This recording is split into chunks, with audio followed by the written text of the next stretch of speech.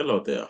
Welcome to this video where you get to learn more on how you can approach various GMAT questions in the GMAT exam. In these videos, we do select questions from various topics and we walk through them together with you to show you how you can approach the questions using various strategies as you learn better approaches and also probably gain a better understanding on how you can do so. My name is Joshua Obuya, trainer and a mentor with the Kenya Elite Program under the GMAT training section. Welcome aboard and hope you will learn more. Thank you. In this video, we'd like to look at how you can solve inequality questions in less than 1 minute. Is it possible to do so? Yes, it is. For many questions in the GMAT exam, which are of low and middle difficulty levels, you are able to solve them within a very short time if you apply the right knowledge and skills. That's what we'd like to look at in these inequalities questions types. So let's dive right in. The first type of questions are questions which are below 600 difficulty level. These are questions which many people would be able to solve them without much difficulty. So how about you pause the video, attempt this question, and then pause it to resume and see how we can approach it together. Which of the following statements is equivalent to 8 plus 2x, which is less than 18 minus 6x, which is less than 23 plus 2x? So this one, we would wonder what format we want the answer to be, but the answer choices give us a hint. If you look at the answer choices, we have x in the middle and we have the remaining values or values on the either side of the inequalities. So you'd like to know which of the following would best express this one. Also, what you're being asked is simply just to simplify this inequality. That's what it is. And that is what will make these a low difficulty questions. These are questions which don't require much thought to it. You just need to get the approach that is the simplest approach possible and apply it, and you should get your answer. So if you break this into two inequalities, you can have 8 plus 2x, which is less than 18 minus 6x.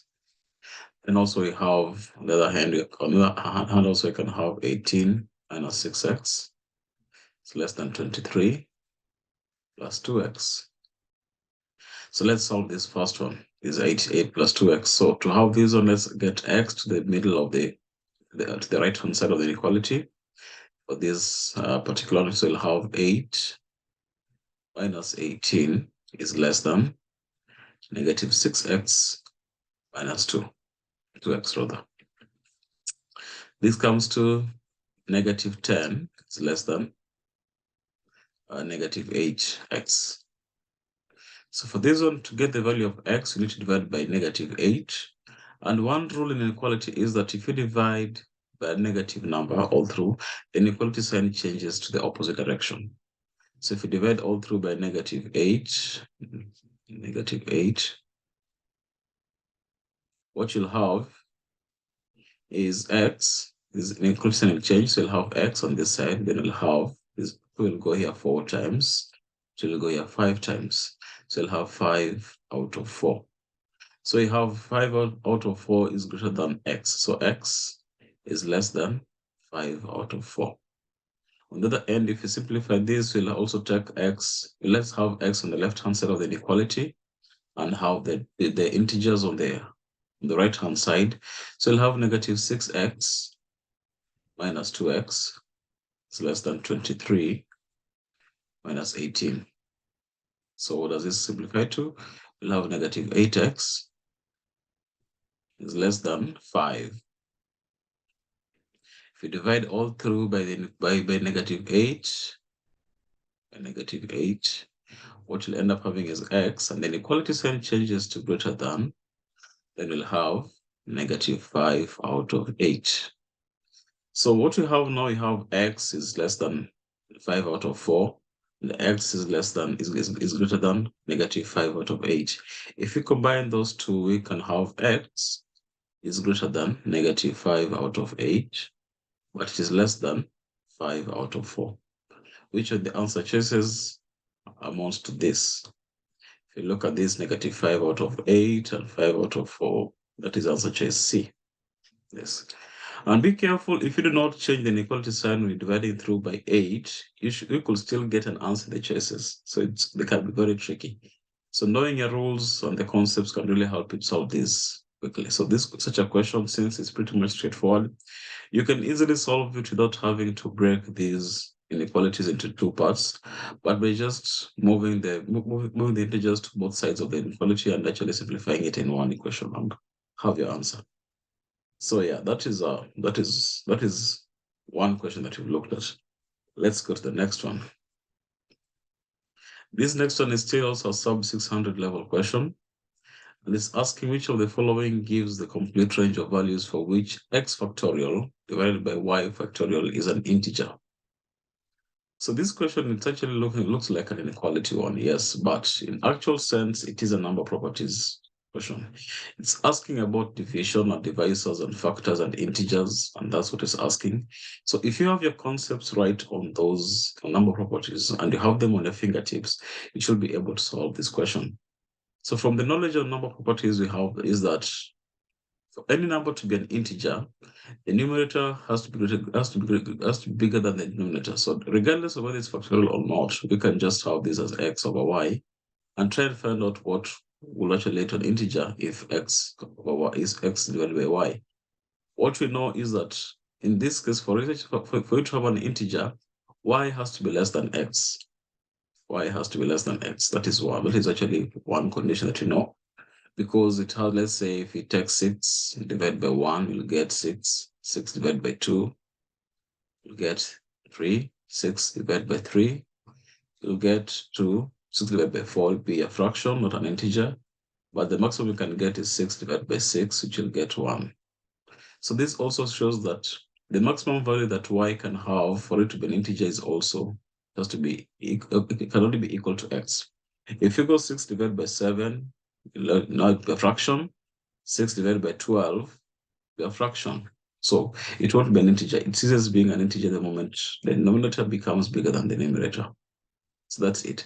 So what are you looking for? You're looking for an answer choice that shows that y is less than or equal to x. That is what you're looking at. Or x is greater than or equal to y. So each one we have x being greater than or equal to y, that is answer choice B. So this question doesn't require any calculations. You don't even need to try out all these options because I actually ask that. You only ask for the range of values, the complete range of values, which means it's a possibility of the value that you're being asked for. When you just have your properties, your number properties knowledge on your fingertips, you're good to go. You have your answer. You have your answer. Yeah. So that is it. You're watching Success with Bob Mwiti Show, presented to you by Upstack America. Upstack America is a consulting company that helps immigrants find amazing higher education and job opportunities in the tech industry in the United States. You can find our programs by going to www.upstackamerica.com. Upstack America, we wake you up to the unlimited potential. So now let's go a notch higher and look at questions which are above 600 in difficulty. So you're looking at a question which is of difficulty 600 to 700 level, but I would give it probably a difficulty of 600 to 650. That is the difficulty to give to it.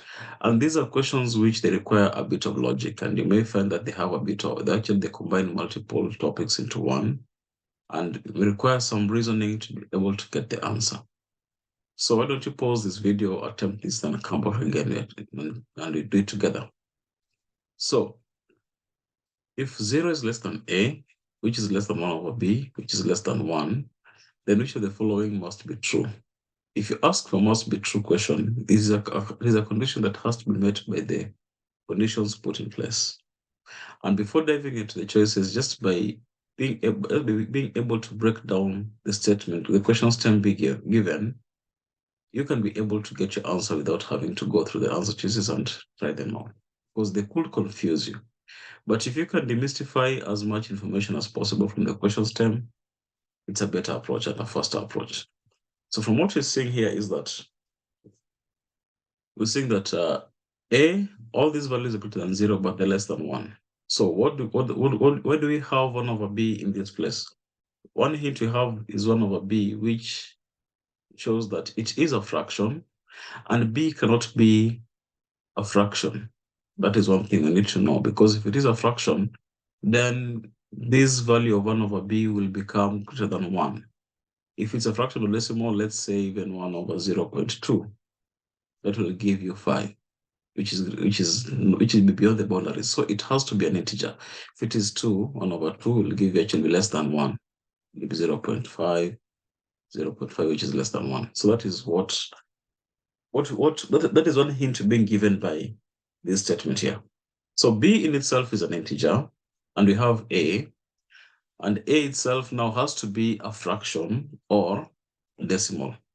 That is one thing that is given, because it is a fraction less than 1 over b, or a decimal less than 1 over b, and all of them are less than 1.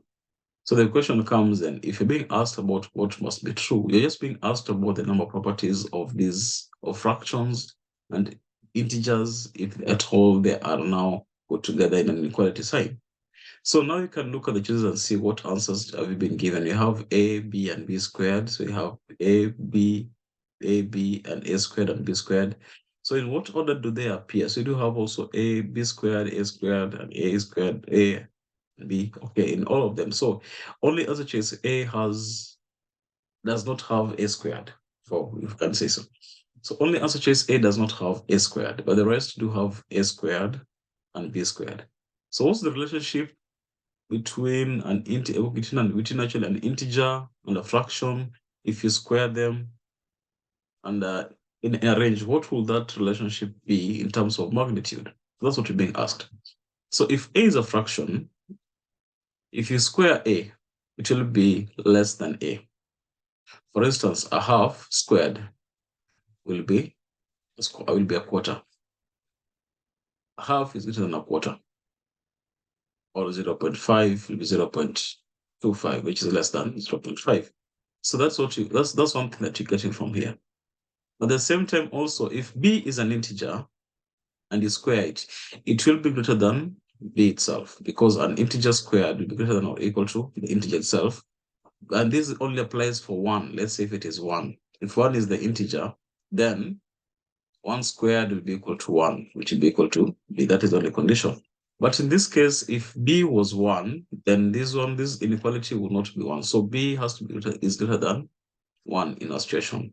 So for that reason, b squared will be greater than b. And if that is the case, because now I can have 2 squared is 4, and whichever integer you take, that will be 8. So if you arrange all this into an inequality, this is straight line, what do we have?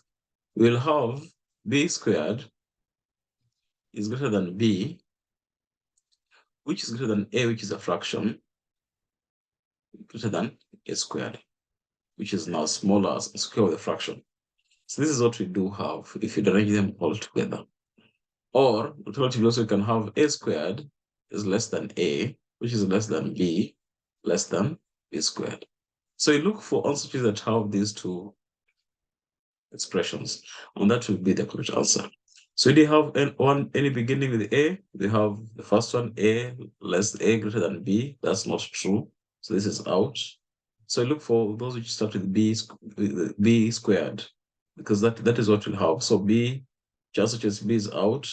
So the remaining ones we should have, on the very end, we should have a squared, and at the beginning we should have b squared. So a squared should be the very end, and the b should be the beginning. That leads to answer choice E. So what is E? B squared greater than b, greater than a squared, which matches our findings. So this whole process has taken us, yes, we've taken more than a minute to explain it, but in actual sense, if you have it in your fingertips, you'll be able to identify the answer, you'll be able to arrange this whole inequality in about 40 seconds and scan through the answer choices and get your answer in less than 10 seconds and still be accurate. And yet it is viewed to be a question of difficulty of above 600. So it's doable, it's doable. Now let's look at one more. If x is a number such that x squared minus 4x plus 3 is less than 0, and 2x squared minus 9x plus 10 less than 0. Which of the following can be the value of x? So this is a question which is actually viewed to be of difficulty above 600, and it is much closer to 700 than it is to 600. So I could range it around above 650 to 700, or even just 700 level, or just barely below 700, just thereabout. And for these questions, you find that you are combining multiple topics and you apply some logic to be able to get the answer. So that means that if you have your concepts in the fingertips and just reason through the question, you should be able to get your answer. So if x is a number such that x squared minus 4x plus 3 is less than 0, and 2x squared minus 9x plus 10 is less than 0, which of the following can be the value of x? So they don't want an exact answer. They just want a possibility. Such means you just need to look for a possibility. And that makes sense because you're dealing with inequalities. Inequalities, you need to have some ranges in inequalities. Inequalities are all about ranges. So that's what we're looking at. So let's first of all simplify, find the roots of each, because these are quadratic. So you see x squared, they are quadratic inequalities. So let's find the roots of each equation, and then now we can be able to see what goes on from there. So let's start with x squared minus 4x plus 3 less than 0. Then we have, on this end, you can have 2x squared minus 9x plus 10 less than 0. So what will you have? So let's solve the first one. So x squared minus 4x plus 3 less than 0. So how do we factor out this inequality? Let's say we multiply the first and the third term, we'll have 3x squared. And we look for two values which, if you add them, we get the second term, and if you multiply them, we get 3x squared. So this is the second term is negative 4x. If you have negative x and negative 3x, if you multiply them, we'll get a 3x squared, and then if you add them, we get negative 4x. So we can have this as x squared minus x minus 3x plus 3 less than 0. So this actually can be factored out into x minus 1 minus 3 into x minus 1, because you have to be minus, because if you open the bracket, it needs to come out to be positive 3 less than 0. So x minus 3, x minus 1 less than 0. So this means that if you not get the roots of this, x is either less than 3 or x is less than 1. Either of those two sides of the inequality. That's where the value of x lies. So that is 1. We have x less than 3 or x is less than 1. So let's see. Let's now simplify let's now go and solve the second one. 2x squared minus 9x plus 10 is less than 0. So first and third term, we'll have 20x if you multiply them, 20x squared. Which two values, if you multiply, you get 20x. If you add them, you get negative 9x. For the factors of 20, that's what we're looking at. So let's say we have 1 and 5, so negative 4x and negative 5x. If you multiply them, you get 20x squared. If you add them, you get negative 9x. So 2x squared minus 4x minus 5x plus 10 less than 0. So 2x into x minus 2 minus 5 into x minus 2. Because if you open the bracket, it needs to come out as positive 10. So minus 5 times minus 2 gives a plus 10. So 2x, I should have 2x. Now, let me see. 2x minus 5, then x minus 2 less than 0. These all cancel out. Less than 0. So you have the roots of x will be 2x less than 5, and x is less than 2. So x is less than 5 over 2, x is less than 2.5, and x is less than 2. So the roots of this inequality, x will either be less than 2 or less than 2.5. So you don't need to go through the whole steps of proving out which one is not part of the range, but now you can just try and look at and reason out the answer choices and see. So one thing we're looking at, seeing is that the highest boundaries will be x is less than 3. That is the biggest value that you have of the two roots that you've been able to solve. So any value that is above 3 will be out. So for instance, we have D and E will be out. Those two cannot be. And then next also we're seeing that x is less than 2.5. So because this range has to satisfy both conditions with inequalities, so it's saying x has to be less than 2.5. So if x has to be less than 2.5, that means these two are also out because they are both equal to or greater than 2.5.